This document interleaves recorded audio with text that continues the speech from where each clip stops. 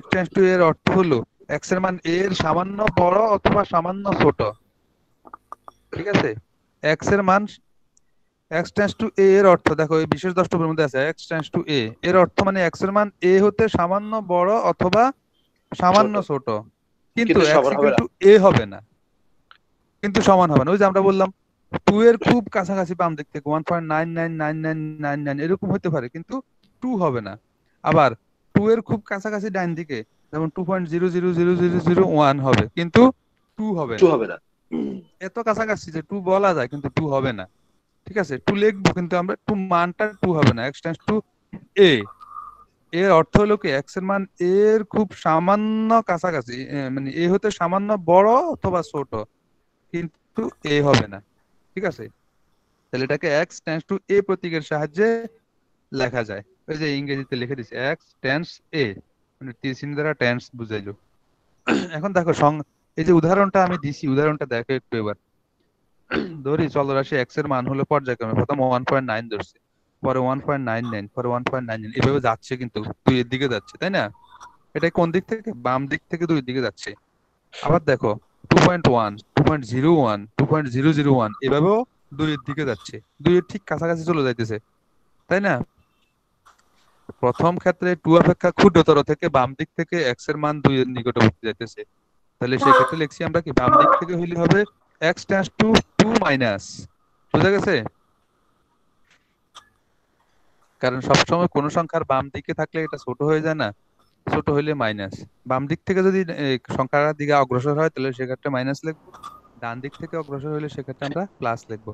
তার মানে আমরা প্রথম ক্ষেত্রে লিখতে পারি x টেন্ডস টু 2 মাইনাস, দ্বিতীয় ক্ষেত্রে লিখতে পারবো x tends to 2 plus. 2 plus মানে কি, ডান দিক থেকে দুই দিকে অগ্রসর হচ্ছে x এর মানটা। বুঝা গেছে? জি। জি স্যার। আচ্ছা, তাহলে উদাহরণটা গেল। এবার ফাংশনের সীমায় আসি আমরা।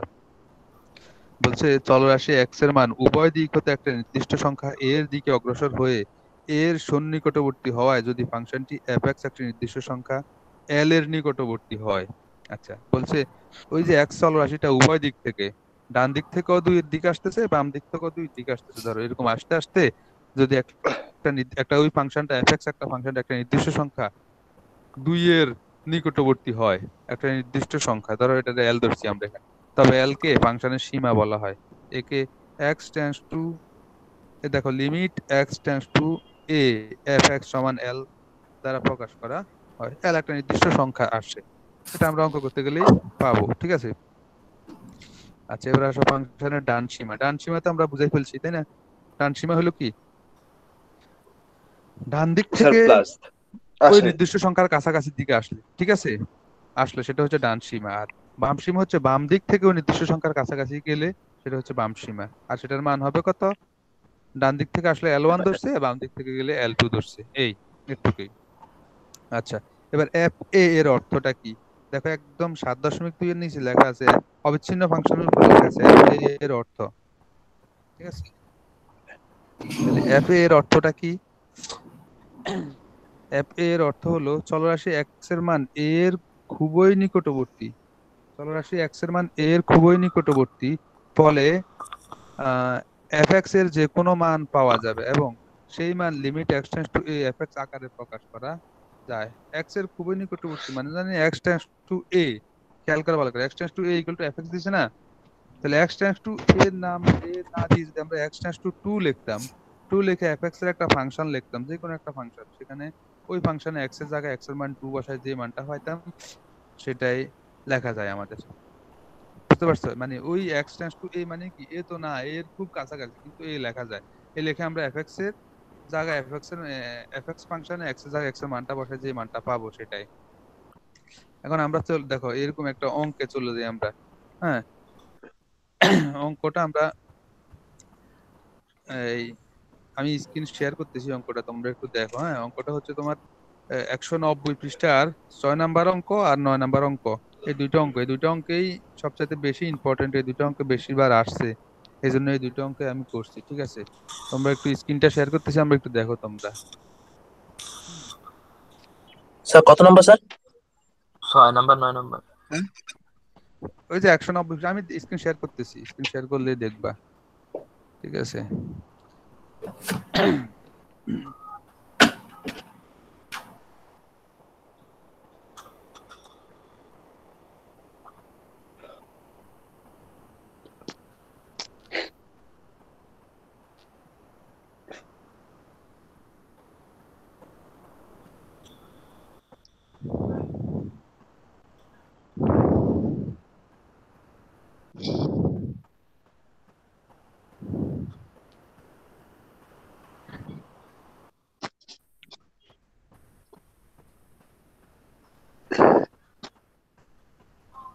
আসতেছে না কেন?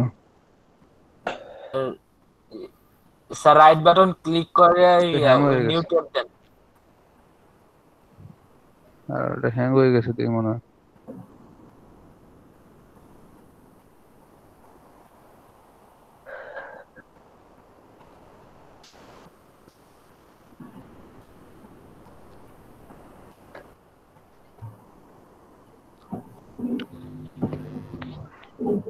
আসতেছে না কেন?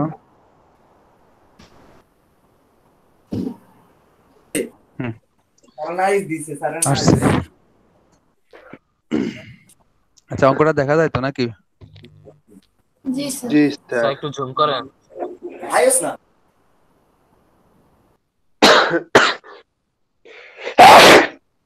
আচ্ছা, দেখা না গেলে তোমরা একটু তোমাদের মোবাইলের স্ক্রিনটা আছে না, স্ক্রিনের মধ্যে টাচ করে একটু জুম করো, জুম করলে তোমাদের ওখানে আরো বড় হয়ে যাবে, ঠিক আছে?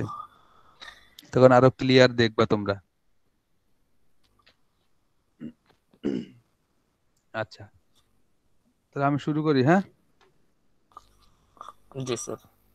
জি আচ্ছা, দেখো আমাদের এই কয়েকটা সূত্র একটু খেয়াল রাখা লাগবে এই অঙ্ক শুরু করার আগে। কয়েকটা সূত্র, সেটা হচ্ছে দেখো, limit theta tends to zero sine theta by theta সমান সমান ওয়ান, এই সূত্রটা মুখস্থ রাখা লাগবে। Limit theta tends to zero sine theta by theta সমান সমান ওয়ান।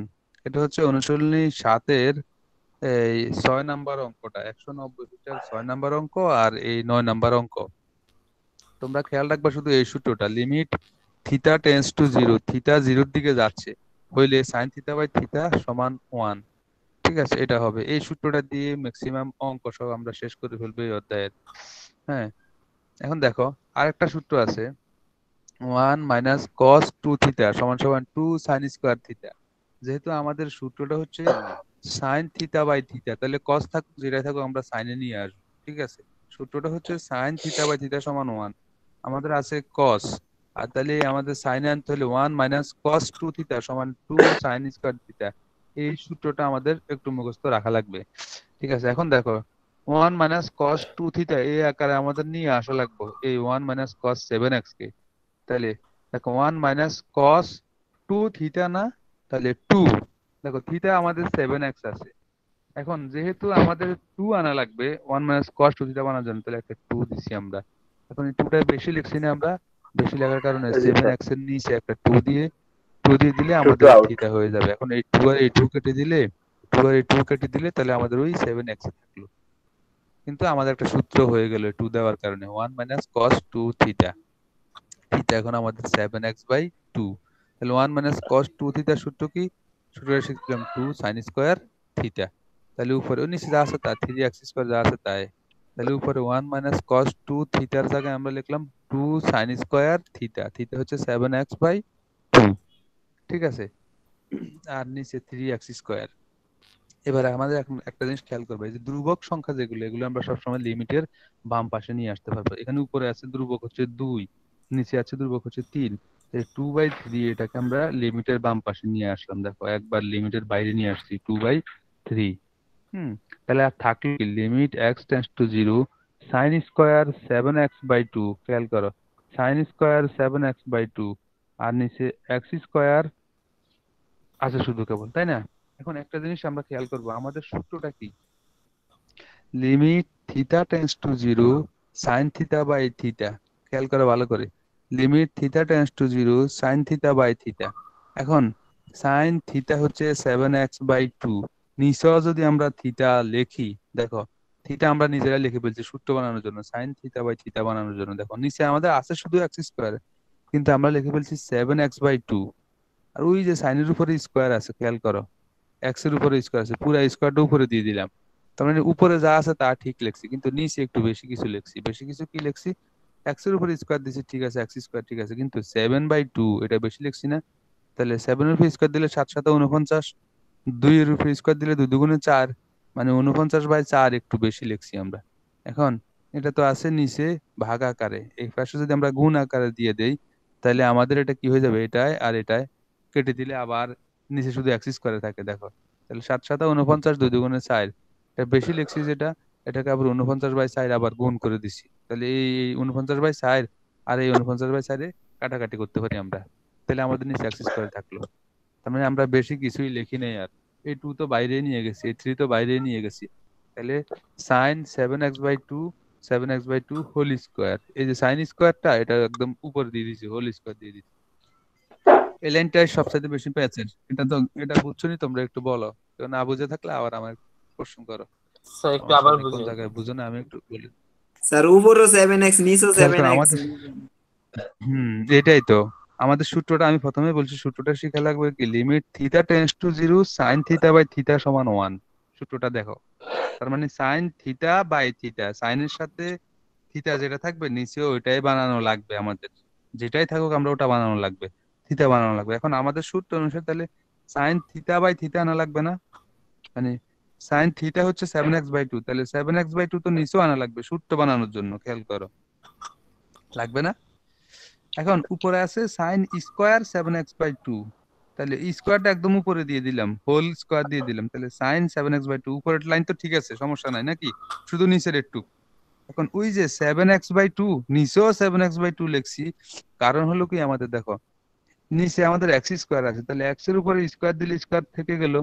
এখন এটা তো আমরা বেশি লিখছি, 7/2টা বেশি লিখছি না, ভালো করে দেখো, এই এক্স স্কোয়ার তো নিচে আছে, এই এক্স এর উপরে স্কোয়ার দেওয়া আছে, এক্স স্কোয়ার ঠিক আছে, শুধু আমরা 7/2টা বেশি লিখছি, আর 3 তো আমরা বাইরে নিয়ে গেছি। 7/2 বেশি। এই যে 7/2টা বেশি লিখছি, হ্যাঁ 7/2টা বেশি লিখছি, এটার উপর তো হোল স্কোয়ার আছে, মানে 7 7 49, 2 2 4, 49/60টা বেশি লিখছি নিচে, এই কারণে উপরে গুণ করে দিয়েছি এটা আবার, মানে এটা এটা কাটাকাটি করলে যাতে আবার আগেরটাই হয়ে যায়। ও আচ্ছা, বুঝা গেছে নি? বেশ।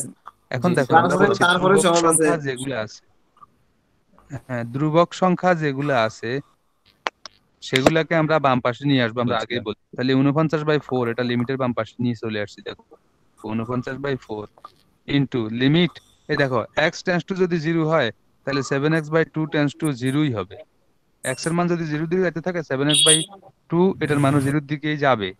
এই কারণে আমরা, আমাদের সূত্র আছে থিটা টেন্স টু 0, তাহলে আমরা থিটা 7x/2 পাইছি না, তাহলে এখানেও এই x এর জায়গায় 7x/2 লিখবো আমরা, থিটা টেন্স টু 0 হইলে, তাহলে x যদি 0 দিকে যায় 7x/2 0 দিকে যাবে, এটা যে কোনো অঙ্কের ক্ষেত্রে আমরা লিখবো এরকম, x এর জায়গায় ওই এই থিটাটা লিখে ফেলবো। তাহলে x টেন্স টু 0 হইলে দেখুন, তাহলে লিমিট 7x/2 টেন্স টু 0 হইলে আবার আগের লাইন সাইন 7x/2 আর 7x/2 হোল স্কোয়ার। এখন এই পুরাটার মান কত, এক না, কারণ limit theta tends to 0 sine theta by theta সমান 1, তাহলে লিমিট থিটা হচ্ছে আমাদের 7x/2, limit 7x/2 tends to 0 sine 7x/2 by 7x/2, এই যে sine theta by theta whole square. এখন হোল স্কয়ার উপরে থাকতে পারে, সমস্যা নেই, এখানে এই পুরাটার মান যদি এক হয়ে যায়, একের উপর স্কয়ার দিলে 1 এ হবে, তার মানে এটার মান কত পাইছি আমরা 1। এখানে যদি আমরা কাটাকাটি করি, 2 দিয়ে যদি 4 রে কাটি, 2 দুগুণে 4, নিচে 2 থাকলো, আর আর কাটাকাটি যায়নি, আর কাটাকাটি যায় না, 3 দিয়ে 49 যায় না, তাহলে উপরে থাকলো 49 আর নিচে থাকলো 3 দুগুণে 6, 49/6, এটা হচ্ছে অ্যান্সার। ঠিক আছে, একদম হুবহু এই 9 নম্বর অঙ্কটা হুবহু 6 নম্বর অঙ্কের মতোই, আমরা 6 নম্বর অঙ্কটা যেভাবে করছি একদম হুবহু সেই রকম ভাবে, একটু দেখো অঙ্কটা হচ্ছে কি, limit x tends to 0 1 minus cos x by x square, তাহলে আমাদের প্রথমে কি বানানো লাগবে, cos এর কি করা লাগবে, সাইন করা লাগবে না, সাইন করতে হলে সূত্রটা কি শিখছিলাম আমরা, 1 মাইনাস cos 2 থিটা সমান 2 sin স্কয়ার থিটা, তাহলে 1 মাইনাস cos 2, হ্যাঁ 1 মাইনাস cos 2 থিটা বানানো লাগবে, দেখো cos x রে 2 থিটা বানাই ফেলা লাগবে, তাহলে 1 মাইনাস cos 2, 2টা আমরা সূত্রের জন্য নিয়ে আসছি, এখন এই 2টা যে বেশি লিখছি থিটার, তাহলে থিটা হচ্ছে আমাদের x, তাহলে x এর নিচে 2 দিয়ে আবার আমরা এটা কাটাকাটি করলে আমাদের আবার x চলে আসে, এইভাবে আমরা সূত্রটাও পেয়ে গেলাম 1 মাইনাস cos 2 থিটা, তাহলে 1 মাইনাস cos 2 থিটা, নিচে x স্কয়ার জায়গা x স্কয়ার ঠিক আছে, 1 মাইনাস cos 2 থিটা হচ্ছে 2 sin স্কয়ার থিটা, তাহলে limit x tends to 0 2 sin square theta, theta হচ্ছে x/2, এটা কিন্তু সূত্র থেকে লিখছি 2 sin স্কয়ার থিটা। এখন আমাদের কি বানানো লাগবে, limit theta tends to 0 sin theta by theta. এখন খেয়াল করো নিচে x স্কয়ার আছে, তো শুধু x/2 বানাই ফেলবো আমরা নিচে, এখন এই যে 2টা আছে আমাদের, এটা কি করবো আমরা লিমিটের বাম পাশে নিয়ে আসবো, লিমিটের বাম পাশে নিয়ে এসে এটা 2, স্যার আর লিমিটের এখানে বাম লিমিট পাশে আসবে এক্স, যেহেতু এটা ধ্রুবক সংখ্যা। হ্যাঁ হ্যাঁ ধ্রুবক, সবগুলা ধ্রুবক আমরা লিমিটের বাম পাশে নিয়ে আসবো, লিমিটের বাইরে নিয়ে আসবো। তাহলে এখানে টুটা লিমিটের বাইরে নিয়ে আসলাম, আর limit x tends to zero. এখন sine square x by two, তাহলে সাইন থিটা কিন্তু এখন এক্স বাই টু। ওই আগে যেরকম 7x/2 ছিল, এখন এক্স বাই টু, তাহলে উপরে এক্স বাই টু হলে নিচেও তো এক্স বাই টু বানানো লাগবে। এখন জি খেয়াল স্যার, করো, একটা নিচেও two x by two extra বানাইতে আনছি। গেলে আমরা, হ্যাঁ একটা টু নিচের একটা টু বেশি আনছি আমরা, তার মানে ওটার উপরে হোল স্কোয়ার দিলে 1/4 হয়ে যায়, দুই দুগুণে দুই চার, দুগুণে উপরে 4, হচ্ছে, উপরে 1। ওয়ান নিচে ফোর, তাহলে 1/4। এই 1/4টা যে বেশি লিখছি এটাকে আবার পাশে গুণ করে দিয়ে আমরা ব্যালেন্স করে ফেলবো। কাইটে ঠিক ফেলি। আছে, তার মানে এখন জি আবার আগের লাইনের মতো হয়ে গেছে। তাহলে limit x tends to zero sir, sine ওই যে x/2 হোল স্কোয়ার 1/4। এখন এই যে লিমিট ওয়ান এক্স, বাই ফোরটা স্যার আছে এটাকে আমরা আবার, হ্যাঁ লিমিটের বাম পাশে নিয়ে আসবো। হ্যাঁ এই 1/4টাকে আবার আমরা লিমিটের বাম পাশে নিয়ে আসবো, ধ্রুবক গুলো সব বাম পাশে নিয়ে আসবো। তাহলে থাকলো কি, limit x/2 tends to zero, কারণ zero x tends to zero হলে, ওই আগের বার বলছিলাম এক্স টেন্স টু জিরো হলে 7x/2 টেন্স টু জিরো হবে, তাহলে এক্স টেন্স টু জিরো হলে x/2 টেন্স টু জিরোই হবে। ঠিক আছে, তাহলে limit x tends to zero, এখানে এই জায়গায় লিখবো আমরা limit x/2 tends to zero sine x/2 whole square. এখন এই পুরোটার মান হচ্ছে আমাদের ওয়ান, কারণ limit theta tends to zero sine theta by theta সমান সমান ওয়ান হলে এই পুরো অংশটার মান হচ্ছে ওয়ান। ওয়ান বসালাম আমরা। এবার টু দিয়ে যদি ফোর কে কাটি, তাহলে দুই দুগুণে চার, টু। এখানে কত হয় 1/2। দেখো এইটাই অ্যান্সার, একদম ইজি অঙ্কগুলা। ঠিক আছে, এখন এটার মতো করে আমি দেখো লিখে রাখছি, সেম এজ হচ্ছে 8 নাম্বার, পাইছো? জি স্যার। জি স্যার। 8 নাম্বার অঙ্কটা তোমরা বাসায় করবা, এই দুইটা অঙ্ক অনেক বেশি করে করবা। আর অধ্যায়ের বাকিগুলা আর আমি আমি করব না, কারণ বাকি সবগুলো আমার ইউটিউব চ্যানেলে দেওয়া আছে, এই অঙ্কটাও দেওয়া আছে, এই অঙ্কটার লেকচারও দেওয়া আছে ইউটিউব চ্যানেলে, সেখানেও আবার তোমরা দেখবা, দেখে স্যার, ভালো করে বুঝবা। স্যার হ্যাঁ একটু ম্যাট্রিক্সের ভিডিওগুলো একটু দিয়ে সময় পাইলে। হ্যাঁ হ্যাঁ দিব দিব, ইনশাল্লাহ আমি এই সপ্তাহে দিয়ে দিব, আমার সময় পাই নাই বুঝছো, একটু কাজ জি ছিল এই জন্য দিতে পারি নাই, এই সপ্তাহে আমি দিয়ে দিব। স্যার আর এটার সবগুলা এই আমরা অধ্যায়ের, চ্যানেলে দিয়ে দিন। হ্যাঁ, হুম, কে গোবিন্দ কি বলছিলে বলো? সবগুলা স্যার আপনার চ্যানেলে দিয়ে দিন, যত ভিডিও আছে হ্যাঁ হ্যাঁ এই রেকর্ড এই করতে। অধ্যায়ে যেগুলো আছে এগুলো সবগুলো আমার চ্যানেলে দেওয়া আছে, সপ্তম অধ্যায় দিয়ে দেওয়া আছে, সীমার ধারণার লেকচার 1 লেকচার 2 এভাবে দেওয়া আছে। সেক্ষেত্রে আমি ওই যে সীমার যে সংজ্ঞাগুলো বলছি সেগুলো আরো ডিটেলস করে সুন্দর করে ওখানে ব্যাখ্যা করা আছে। ঠিক আছে, তোমরা স্যার, ওটা আমি দেখলে কই স্যার, আমি কইছি কি, আমি আপনার চ্যানেলটা হুম পলিটেকনিক নোটিশ বোর্ডে দিয়ে দিতাম, ডিপ্লোমার ফলাফল নিয়ে অঙ্ক দেখতো। দেখুক, দিতে পারো, দিলে সমস্যা নাই। জি স্যার। এই স্যার তো অনেক আচ্ছা, আছে, সমস্যা ডিপ্লোমা পলিটেকনিক অনেক ইয়ে আছে তো। অনেক গ্রুপ আছে পলিটেকনিক ওখানে, অনেক গ্রুপ আছে, সমস্যা নাই, দাও। জি স্যার। ঠিক আছে, তাহলে আমরা এই অধ্যায়টা আমার যে যে অঙ্কগুলো আছে বাকিগুলা মোটামুটি অঙ্ক করার যে নিয়মগুলা সেগুলো আমি মোটামুটি ইয়ে করে ফেলছি। হ্যাঁ, এখন তোমরা এই আমার চ্যানেলে যে 3টা লেকচার আছে সম্ভবত এই অধ্যায়ের, এগুলো দেখলে ক্লিয়ার হয়ে যাবে। ঠিক আছে, জি এরপরে আমরা নেক্সট ক্লাসে মূল নিয়মে অন্তরক সহগ করব। মূল নিয়ম অন্তরক সহগ করার পরে আমাদের মোটামুটি আমরা এই ইয়েতে ঢুকে যাইতে পারবো, এই যে ডিফারেন্সিয়েশন, ওটাতে ডিফারেন্সিয়েশন করতে পারলে আমাদের মোটামুটি বইয়ে আর বেশি একটা কিছু করা লাগবে না। ওইদিকে স্যার আমগো সিলেবাস দেখি কি চেঞ্জ ম্যাট্রিক্স, হয় না? হ্যাঁ সিলেবাস, সিলেবাস পরিবর্তন হয় না নাকি আগের মতনই? না এখন তোমরা সেকেন্ড সেমিস্টারে ম্যাথে করতেছো, তার মানে সেকেন্ড সেমিস্টারে ম্যাথে করা লাগবে এখন পর্যন্ত। স্যার স্যার অলরেডি তো অনেক মাস লস হয়ে গেছে। হুম, অলরেডি তো স্যার 5 মাসের মতো লস হয়ে গেছে। 5 মাস লস হইলে তো এখন আর কিছু করার নাই, এটা সরকার তো চেষ্টা করতেছে তোমাদের পরীক্ষা নেওয়ার জন্য, কিন্তু আহ, পরিস্থিতি স্বাভাবিক স্যার, না এখন হলে যে কিন্তু তো কিছু করা যায় না। স্যার, এখন 6 নাকি থেকে আবার 10 জন করোনার তো, ইয়া বাইরে গেছে। হুম, স্যার 6 থেকে করোনার 10 প্রকোপ, জন তো এবারে অ্যাসাইনমেন্ট দিতেছে ভাই, আঙ্গুরে দেখ আমরা করি বইবে। স্যার, করোনার রেকর্ডটা প্রকোপও আমাদের তো বেড়ে নোট গেছে। করে দেন। হ্যাঁ রেকর্ড আপ করে দিতেছি।